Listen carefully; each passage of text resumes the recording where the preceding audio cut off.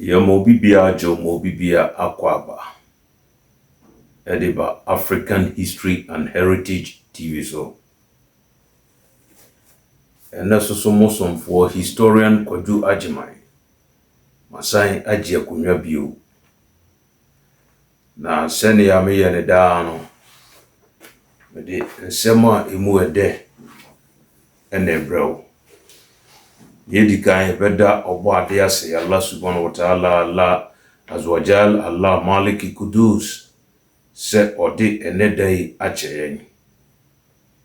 Ebesa srin shira sonkon de ama African History and Heritage TV adofo ahwefo ne atifo enyina sebribia ye de content tumu a mo hwe na mo comment na mo share ma foforo nso eya bihwe na ye be stress ne ye first time a wo ba ye channel nso abomodin ase wo be subscribe no wa share na wa ma afoforo nso enya bi ahwe odofo ene asema mede ba no eye asema efa tanosubini nkuru a ewo Techiman area na me kire tanosubini nkuru a na meka boyam nwase ofuman tanoso tanoboase tuobodom nchira branam sankuri ena ewo tanosubin area na nkuri eho twe mamentwe Techiman etwe na Techiman hene twe na Asante hene nso twe twe mamentwe no ena ede ntokwa abaho na no so na asande ahia mienu abaho nye ne shaso yo ehia chere more than 100 years now na ibe dueduem ahu the course nentia etisa na mensa kan book bi a friend proceedings of the meeting of the Committee of Privileges held in Kumasi from 18th June 1935 to the 3rd January 1936 na next of above ne say a proceedings of the meetings of Committee of Privileges are nintremu etieti ne say emra abrofo ebedi yeso ekutia Asante na Asante guye 1874 Sagrenti war and 1900 ya Asantwa war abrofo no cheche Wabiane yefro Ashanti region and the former Bono Ahafo region cheche ne mantam traditional area na awiro sem no say be dia hemfo binom ko hihye ahemfo binom ase atete no na nyeho na besom ko enti ede wanchi ntokwasem bebre eba sa area ho the Crown Colony of Ashanti na ni jinabia etise the Western Province and there was Central Province no ye chiche abrofo no chiche omanum sa region enti ye region de no na bebe frene the Crown Colony of Ashanti na yesan say Britain for ede amamu tete nananom ahensem no ebata abamamu ho ewo policy bi abede baya na efreni indirect rule ntino bede nananom ahensem no ebata won amamu ho enunti traditional area bia na ohene ene ye head ohene no ye mo ho kwan se ono watra nkonwa mo be den mo be gigito na to no mo de percentage kakra bi be 30% akoma broni oye DC na mosumafa ne aka no ede akromukru eno ene friend indirect rule system eno na kwasi broni ede ba ye money ba ebebu aten na senam di kankan no esan se abrofo no bae no bedi ahemfo no binom ekọ hyehyehye ahemfo no binom asinti no ede ntokwa ebae enti 19 yina so ye kai se 1900 na abrofo no edi Britain for edi asante so nkunim krakra no ewo ntokwa bi a na efre ne ya asanto awo no bechi prempe the first no ko Seychelles 1924 na besa ande no ba Kumasi na 1935 na be yes abrofo no yes o sa region we no region no na efre ne Crown Colony of Ashanti no the former Bono Ahafo the former Bono Ahafo ne Ashanti region no ye be ye abrofo no yes on be ni nyina one region na esanse na hensem no ebata broni amamuo huntina be yes okay mu nyina mo nkamo na mo kabo a mo hene ebe yes ante hene sabre no be fresh an hyehyɛ no restoration of the Ashanti Confederacy sa na abrofo no eka no nhyehyɛ broni de bae no na esanse be de ahemfo binom kɔ hyehyɛ ahemfo binom ase a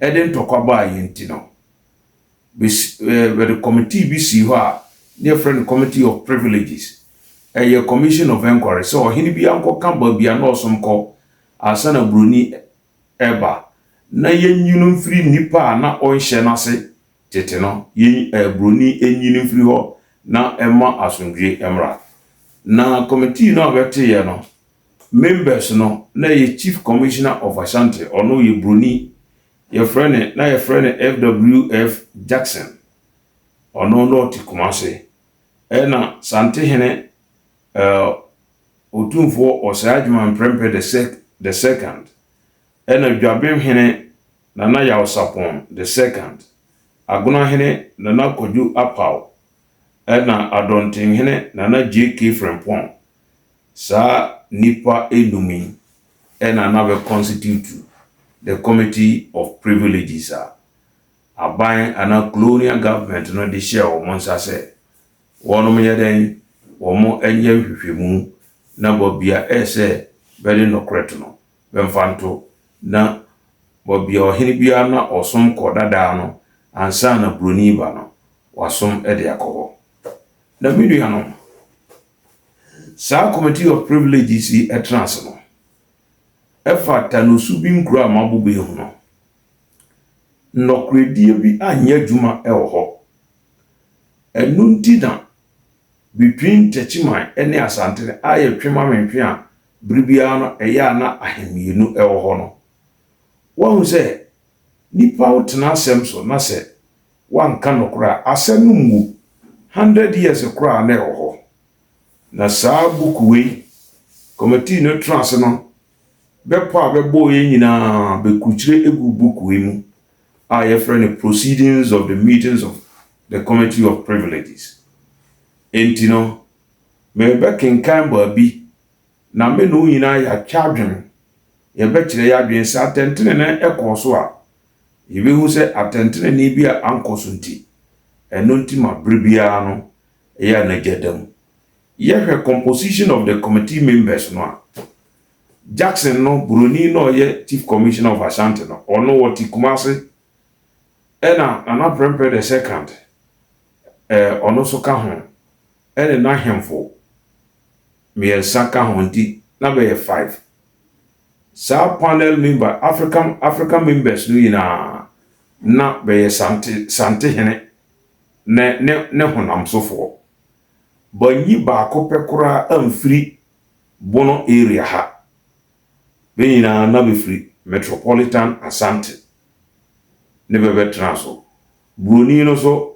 ote Sante hin krum enti we can just imagine say edruba bia Sante hene ne interest no wa eya na broni no entimi nka no kre papa eno na ede wanchi ne ntokwasem abata no subini area ho na menche ho no odofo mamenko page 243 of the committee of privileges proceedings of the meetings of the Committee of Privileges.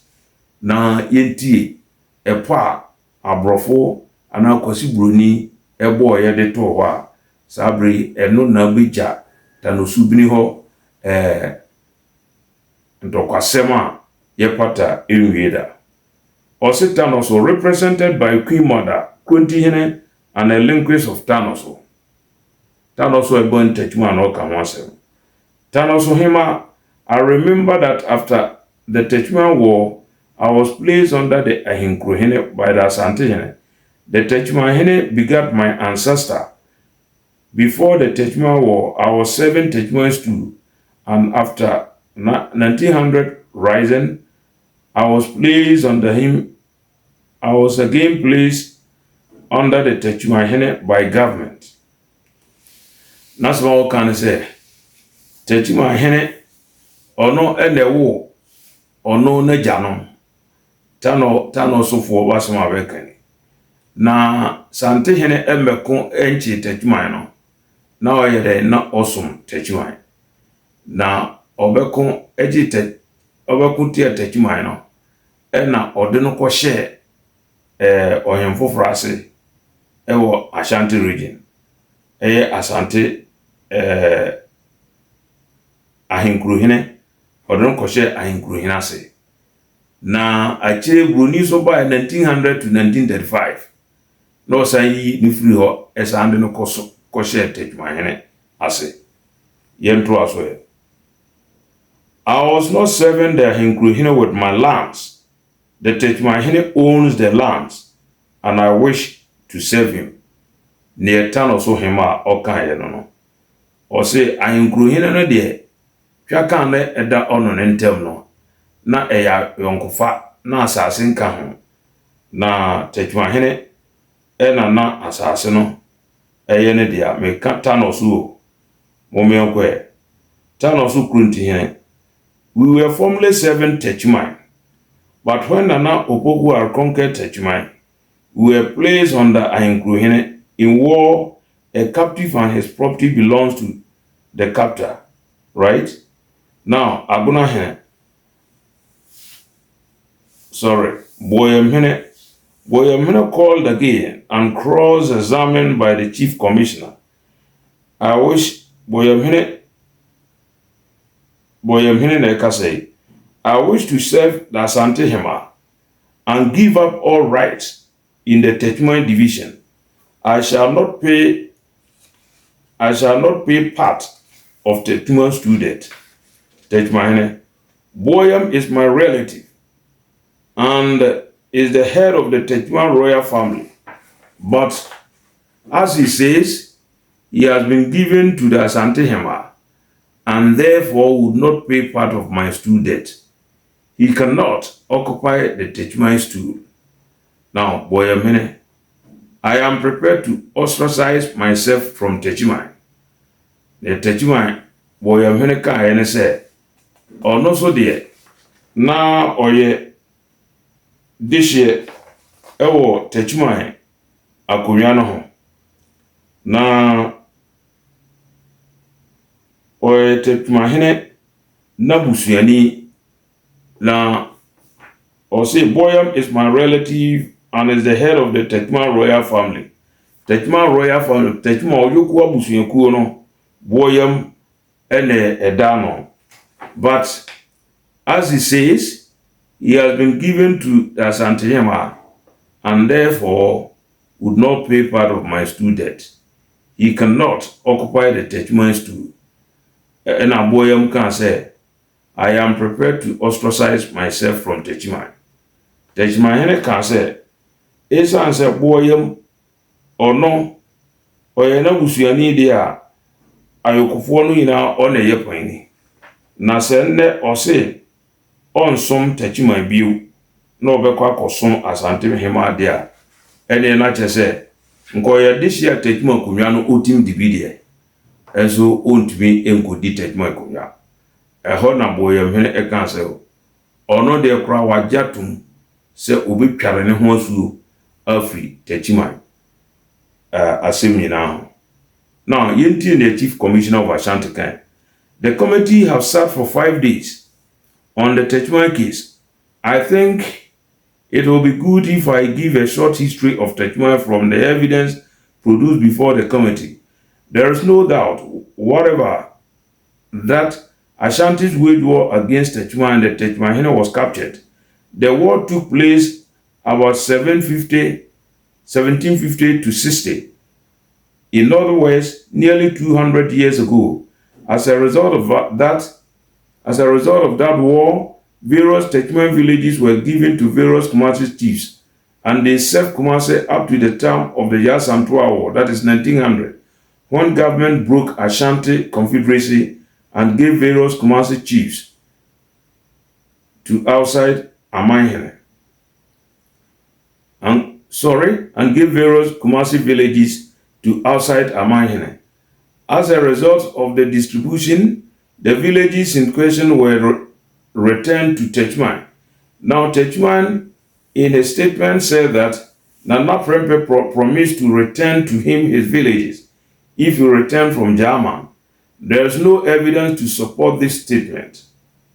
He mentioned the only witness who is living today, and that witness says that he does not remember that such promise was made by Asantehene.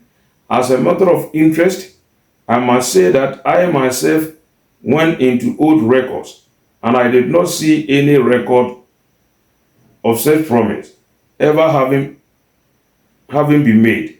There is no government record giving back these villages on the stipulation of the alleged promise. Therefore, the committee will have to rule out the contention of the Techumahene. Now, we find that these villages served Kumasi chiefs for nearly 200 or 160 years. And doubtless, if government had not intervened in 1900, they would have been serving the Kumasi chiefs now. Therefore, the committee have decided as follows. The villages of Nchira and Tuobodom should follow the Nsumankwahene. Boyam should follow the Asantehema. A portion of Ufuman should follow the Adumhene, and the other portion, including the land, should be under the Desuabahene. The villages of Mwase and Branam should also follow the Desuabahene. The villages of Tanoboase and Subinso should also follow the Anantahene, and Tanoso also should follow Ahenkuruhene. Order 4. Weighing the decisional Committee of Privileges, Chief Commissioner or Tenabjom to say judge or passier in respect of Tanosubin Inkru. Now we are making Modicana Akan judgment no. Now a series of presentations are made no. Meka ubia asema okaye. Ene maka boyemfo ene tanosofo de. Nchirafo ufuma itu wodom. Beso asema bekaye ewu. Now, enuano momehwe ni si asema boyem ekaye ne se odo de na Techumahene ye ni busuani oye dehye wo Techuma akuya no ho. Nanso no Techiman ene Nana Opokuware Santehene Opokuware konye na o capture Techiman no. O de no ekoshe Santehene ase. Nti ono de hona obesomako. Ena Techumahene katre ne se hona obesomako de wontumi ndi Techuma kunwa no bi. No se Matiase. Mekura no mintua Techumahene student. Na mesoma Matiase kura se metware mo su afi Techumahene akunwa asem. Asema boye American no. Ena Tano so hemba kan se ono de o papa no ne Techiman hene na wo ono ose no edi oye Techiman hene ne de hye preko pe na Techiman nsa ta no so nsa ase no so Techiman hene ne dia edi ono de obeko akosom Techiman na sema okaye eno no na yehwe judgment ya broni epase ya opase se saata no subiri nkuro no yina ode akohyehe asante ahemfo binom ase efise sante hene Opokuwa the first ekon echi Techiman no ojiji sa nkuro no de kohye Kumase ahemfo binom ase eno no broni baaye a obebo Techiman hene man hene 1894 no osande sa nkuro no nyina ekohye Techiman hene ase na ono de ni broni na asema o kan se sa nete de a ono se sante hene ekochi Techiman de a ni nkuro na ebata no ho nyina eye Techiman ejapade na japade de a na chese odesa nkuro no so akohye asante ahemfo no ase te se ne Opokuwa ekonti aba ode be hyehyehye asante ahemfo binom a mebobo obedin dade so aba adum hina asante hema ahenkuro hene ne ba be kikaka ho no broni no ewuru se ode akohye ba se biu we eneye atemu a eba ya enunti ebesi nne ntokwa empa ewo tanosubin ho eda now anuano mom ye hwe ni sei nkuro ya mebubo odin tu obodom tanoso nwoase branam boyam nchira banu asem ekire se Techiman Opokuwa the first any Techiman be kon ye na benkanto kwa no hu bi Techiman ene sa nkuru no ekokon ye na me question ne se kwasi broni a wo ye Britain broni se wo ye nokwafo de a ade na Techiman no a sante hine Opokuwa the first okoche no right Techiman no de o man independence 1894 who signed protection agreement say wo o bone ho ban afri atamfo bi a obesa abeko atiam ena o ma onya afa hodie efri asante sante hene nsam na Techiman no a ono sante hene eko che no right ono broni wa mane kwan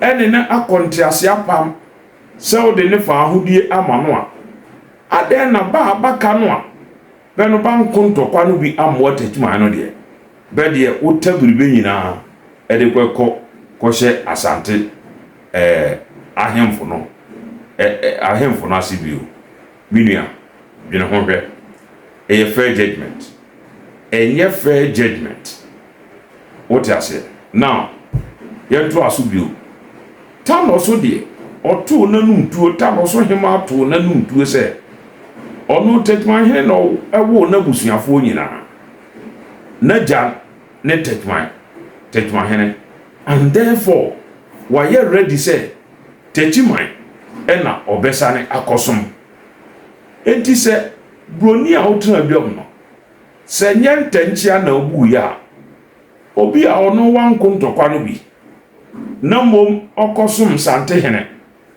wanko ntokwa no bi na se okosum sante hene dia na se kire ne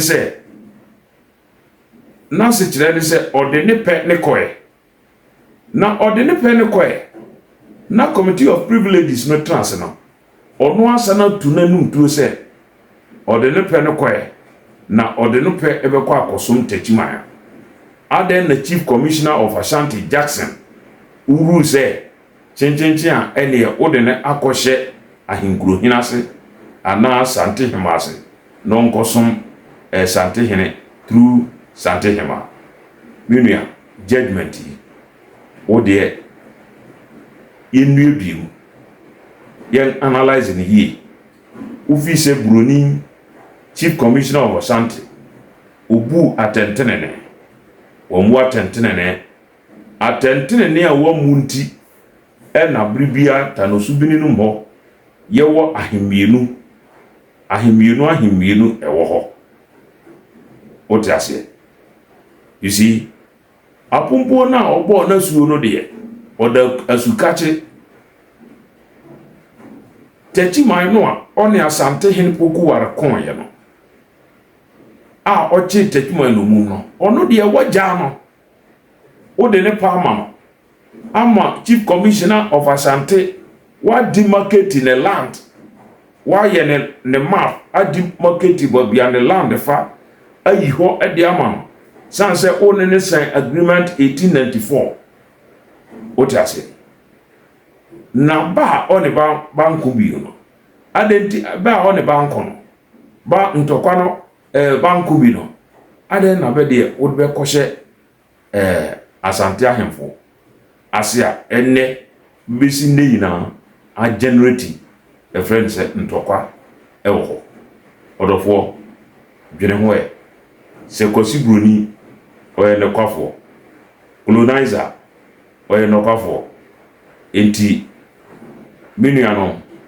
me mam kasa no nye tentene bebre eha enamde eha enne episode no eha enamde besi na masem no nyina no ne tofabo ne se asemba na nipo obetena asem no tiri se wamfa no kredie anya duma edi 100 years kra na asem no enya de ebeden ibi wuda efi se ezan se Chief Commissioner of Ashanti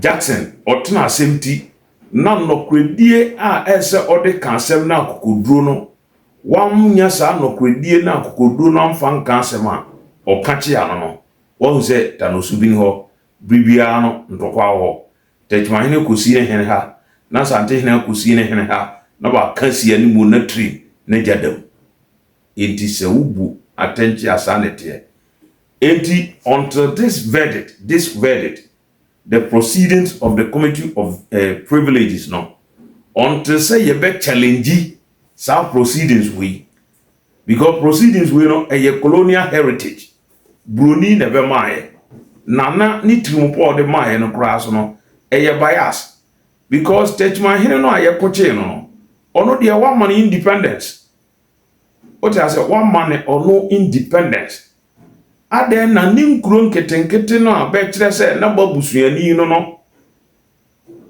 na beso ntokwa no kra banko bi na betebe ba bi no be de o chebe na odebe hye Asante ahemfo ase anne ebesi ne eno na Asante hini dina so a eha ye de ngira ye de na tajmahene etwen ho manso from Committee of Privileges no otwen ho manso ko West African Court of Appeal olusuye osanko Privy Council olusuye odofo eha enamde ene episode no besi na ochina meto aso ochina de no de mistake na tajmahene eyeye a olusu sa cases no na odaso sa mistake no ena meba beka ho asem na mom ene de mi bieki bi ama dom no ma hu se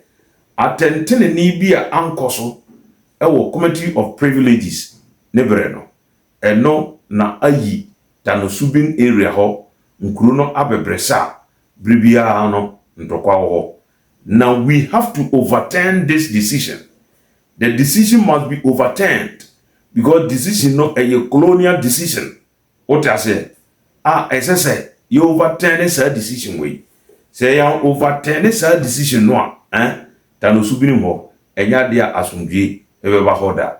Enti adofo subscribe na share na asema wati eye asem na enye wonko na esese ofodi share ma afoforo nso nye den enya binti na benya bi enhwe so na beso patim a kyerɛ badwene maka kyerɛ sɛ channel we de ya adesua ntokakon tontonte ne tonte ɔse be nomsa na be fa adwen enti no adesua na yesua ne awonte ase no wobetuma afrɛ historian ɛwɔ noa ne number so